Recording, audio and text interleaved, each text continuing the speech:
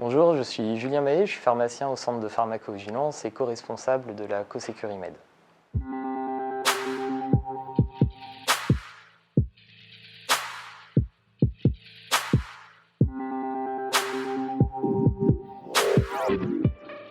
Alors un médicament à risque, c'est un médicament qui présente un danger important pour le patient, notamment en cas d'usage erroné. Il nécessite une vigilance très spécifique en fait tout au long de son utilisation, que ce soit de la prescription jusqu'à l'administration, sans oublier l'importance de la surveillance et de l'information du patient. Il faut noter aussi que les médicaments à risque concernent diverses classes pharmacologiques et des fois les médicaments sont d'utilisation très fréquente. On peut citer comme exemple l'insuline, les anticoagulants ou encore les anticancéreux. Alors, les erreurs médicamenteuses avec les médicaments à risque ne sont pas forcément plus fréquentes, mais les conséquences pour le patient sont, elles, plus graves. Le médicament, en France, c'est la troisième cause d'événements indésirables graves associés aux soins.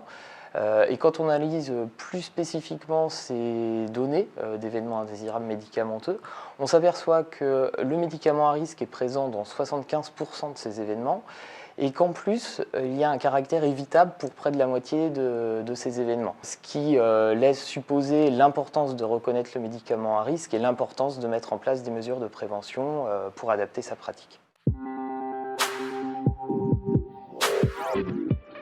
Donc le travail de la CoSécuriMed, on peut retenir le message suivant, c'est prévenir, récupérer, atténuer et déclarer. Pour prévenir, on l'a vu, l'importance de reconnaître le médicament à risque pour adapter sa pratique, ça veut dire notamment limiter les interruptions de tâches quand on utilise ce type de médicament. Au CHU, on a établi une liste de médicaments à risque qui est accessible donc, sur l'espace médicaments de la CoSécuriMed que vous pouvez accéder via la page d'accueil intranet. Il y a également une mise en place d'une balise visuelle sur l'intitulé de certains de ces médicaments. On peut citer également l'existence de protocoles de bonnes pratiques sur la prescription, l'administration de ces médicaments, et puis on peut citer le travail des préparateurs en pharmacie dans la gestion des armoires à pharmacie. Si l'erreur est réalisée, il y a des mesures barrières que l'on peut mettre en place. Donc on peut citer le travail des pharmaciens avec l'analyse pharmaceutique et également au moment de l'administration, il est possible de faire un contrôle croisé des calculs de dose. Si l'erreur effectivement atteint le patient, il convient là d'atténuer les conséquences pour le patient. Ça passe par une surveillance adaptée du patient, que ce soit sur le plan clinique ou biologique, qui permet en fait de prendre les mesures adaptées.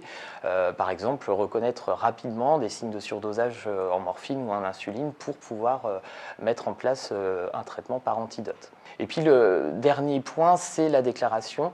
Très important de déclarer les événements en lien avec ces médicaments à risque, puisque ça permet de mieux les analyser, de mieux comprendre ce qui s'est passé, et au final de communiquer sur des messages de bonne pratique. Le bon usage des médicaments à risque concerne tout le monde et est au bénéfice du patient.